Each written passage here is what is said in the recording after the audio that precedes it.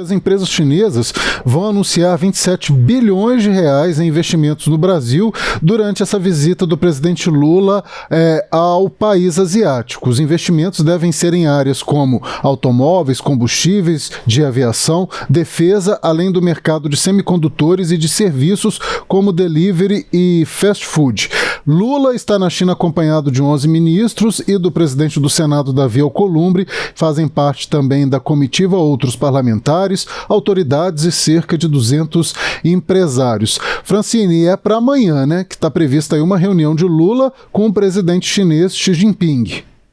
Exatamente, Léo. Lula que está nessa missão oficial, né? Desde a semana passada, ele passou pela Rússia, agora ele está na China, né? A previsão é de que essas reuniões acabem justamente amanhã, para aí sim ele retornar para o Brasil, né? Como você citou aí, Alcolumbre acompanha ele, só que a gente tem justamente a falta dessas figuras, desses manda-chuvas aqui em Brasília, né?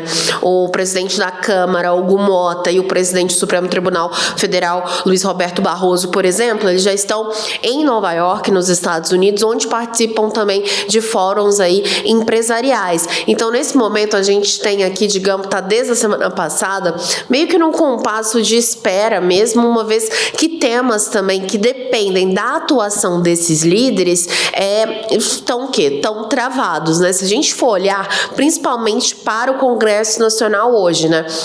Então, por exemplo, a gente tem aquela questão do projeto de anistia aos condenados de 8 de janeiro, né? Quando as sedes dos 3 poderes aqui em Brasília foram alvos de depredação e também de invasão. Então, esse projeto que tenta aí anistiar quem já foi condenado e, no final das contas, o principal objetivo desse texto é salvar o ex-presidente Jair Bolsonaro de uma possível condenação da primeira turma do Supremo Tribunal Federal, continua em banho-maria. Desde o mês passado,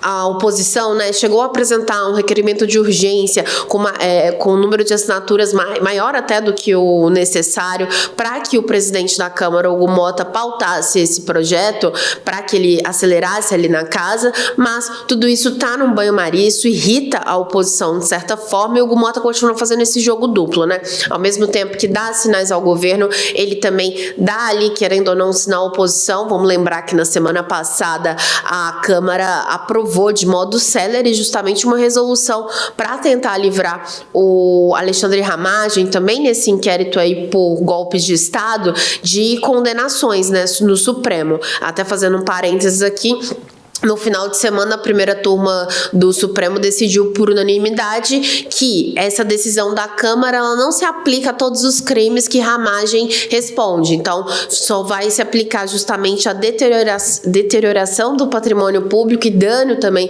ao patrimônio público. Por quê? Porque isso diz respeito após a diplomação de Alexandre Ramagem. Antes disso, aqueles crimes de organização criminosa, de golpe de Estado, atentado ao Estado Democrático de Direito, tudo isso na avaliação da PGR e do STF ocorreram antes dessa data de diplomação. Então a gente também espera que nessa semana se tenha aí um embate entre Congresso e Supremo Tribunal Federal sobre essa decisão, porque nessa decisão também foi aí entendido de que isso se aplica somente a Alexandre Ramagem e não outras pessoas desse processo que poderia beneficiar Jair Bolsonaro. Por outro lado, tem também essa questão da CPMI, né, do INSS, então a oposição está aproveitando que todo mundo está fora para buscar as assinaturas necessárias, já conseguiram inclusive para protocolar no Congresso, mas isso cabe ao presidente do Senado, Davi Alcolumbre, que tem se mostrado resistente a esse tema. Por outro lado, outros projetos, como aquele que aumenta o número de cadeiras na Câmara dos Deputados, que agora depende do aval aí também de Davi Alcolumbre. Então a gente tem temas que eles estão mais na mão de Alcolumbre para dar esse andamento aí. Tem Mota, isenção no imposto, perdão. Desculpa, eu ia falar que Mota também está fora do país essa semana, né? Isso, então Exatamente, então tem essa questão da isenção do imposto de renda, né, que querendo ou não, por mais que Arthur Lira, que é o relator do tema, ele não viajou, mas isso acaba dependendo também de despachos do presidente da casa, e na Câmara o principal é esse PL da anistia que está travado em função disso. A ideia aí é tentar postergar esses temas para ver o que sobra disso, é o famoso assim, vamos deixar a poeira baixar para ver o que há de real ou não nisso, só que obviamente nem base, nem oposição tão afim disso não, nesse momento. Ouvindo o Sóstenes Cavalcante, Francine, ele tem apelado inclusive até para a própria esquerda, né? Ele vê essa atitude do STF em relação ao Alexandre Ramagem como um desrespeito ao Congresso Nacional, e ele tem falado, inclusive hoje ele deu uma entrevista falando justamente também sobre isso, que o Congresso vai continuar combativo, tentando ter essa supremacia, e ele conta inclusive com o apoio de alguns partidos da esquerda que, se porventura concordarem com a reivindicação dele. Ou seja, a gente tem uma fala do Sóstenes Cavalcante tentando angariar apoio de todos os lados para, como diz ele, combater aí esses supostos abusos do Supremo Tribunal Federal. É que essa decisão da Câmara da semana passada, ela foi inédita, né? E não foi ali no sentido de salvar Ramagem ou de Bolsonaro, não. Isso foi muito mais para atender a um clamor ou a um receio que alguns deputados têm. Porque dezenas de deputados, eu estou falando de mais de 60, estão com casos no Supremo Tribunal Federal tratando o quê? De suposto desvio de emendas parlamentares. Então, assim, o que eles estão tentando fazer valer é justamente um artigo da Constituição que diz, olha, uma ação que diz respeito a um crime que teria sido cometido por um parlamentar após a diplomação dele, tem que ficar trancado no Supremo até o fim do mandato. Então, no caso de Ramagem, por exemplo, de quem está tá com mandato ativo hoje, seria até dezembro de 2026, né? Então, a ideia não é só para salvar o Ramagem, a ideia também era de poder aí fazer esse aceno a outros deputados. São deputados principalmente do Centrão, que é para quem isso interessa, e a maioria dos votos foi do Centrão, justamente para tentar já criar já se resguardar, né? Para evitar que outras coisas aconteçam. Então, o Alexandre Ramagem é meio que também um bode expiatório nisso, só que para ele é muito... É bom também, né? Porque, de certa forma, isso acaba auxiliando, ajudando. Só que isso deve ser um embate, além justamente, Léo, porque é um tema que interessa ao Centrão, né? Então, a base, ela não está confortável com isso, a base de Lula, porque entende-se que há uma brecha nesse dispositivo que possa salvar Jair Bolsonaro e outros réus nesse inquérito de golpe de Estado. Então não é de interesse, né? Então o Sóstenes joga aí para a plateia, mas é uma tentativa da oposição também de tentar salvar aí o ex-presidente Jair Bolsonaro, porque há uma expectativa de que o julgamento para a condenação dele acelere ali após o recesso. Então a gente está falando de agosto até setembro no máximo para resolver isso. Então não é de interesse da oposição nesse momento também, né? Antes da gente concluir o nosso primeira análise de hoje, o governo também tenta dar uma resposta para essa crise dos aposentados, Francine, e até mesmo em viagem, o Lula tem falado disso, né? Exatamente, lá a gente até separou uma sonora, eu não sei se vai dar tempo da gente rodar ela. Sim.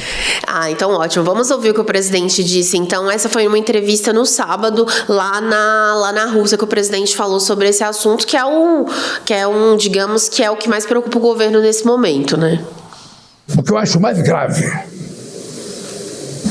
não foi dinheiro dos cofres públicos. Esse dinheiro estava no bolso do aposentado quando alguém pediu para descontar do salário dele. Então o crime foi um assalto a aposentados, aposentadas e pensionistas desse país. Eles não foram no cofre do INSS, eles foram no bolso do povo. É isso que nos deixa mais revoltados. E é por isso que nós vamos a fundo para saber quem é quem nesse jogo. E se tinha alguém do governo passado envolvido nisso. É isso que nós vamos fazer. Eu não tenho pressa. O que eu quero é que a gente consiga apurar para apresentar ao povo brasileiro a verdade e somente a verdade. Porque eu não estou atrás do show de pirotecnia. Eu estou atrás de apurar a verdade. Quem foi que assaltou o bolso dos aposentados e das pensionistas brasileiras? O que eu sei é que eles não terão prejuízo. Pois é, então a gente está vendo aí, ouviu agora, né, essa declaração do presidente Lula, porque é justamente o governo está preocupado com o avanço da CPMI. Por quê? Porque hoje a oposição, digamos que ela está mais bem organizada para tentar colocar toda a culpa desses desvios que começaram em 2019, mas que tiveram um crescimento durante o governo Lula, nas costas do governo Lula. O presidente entende hoje que essa culpa, assim, ela não está sendo compartilhada nos 4 anos do governo de Jair Bolsonaro. Então, há essa tentativa justamente de tentar mostrar que esse esquema começou em 2019, perdurou todo o governo de Jair Bolsonaro e que durante o governo de Lula que isso foi investigado. Então, há essa tentativa aí de partilhar essa culpa. Aí, lembrando o que o governo está fazendo, o foco agora é nessa questão de ressarcimento. Então, lembrando só que é importante, aproveitando aqui, amanhã, quem foi vítima, quem foi prejudicado com esses desvios, vai receber uma notificação do INSS, justamente para falar, olha, você foi alvo de um desconto irregular. E a partir de quarta-feira, esses aposentados, esses pensionistas, quem foi prejudicado, vai poder entrar no aplicativo do INSS ou através do canal, só corrigindo, acho que é o canal 156, mas a gente vai conferir aqui, justamente para quê? Para falar o seguinte, isso mesmo, 156, não... 135? Eu vou pedir para vocês... 135, exatamente, 135. Me perdoe, exato. Justamente para falar, olha... Eu fui alvo de um desconto irregular, eu quero meu ressarcimento para que aí sim dê andamento a isso. Então, só lembrando que são datas importantes. Amanhã, quem acha que foi alvo disso, ficar atento aí no app do INSS ou ligar para o 135.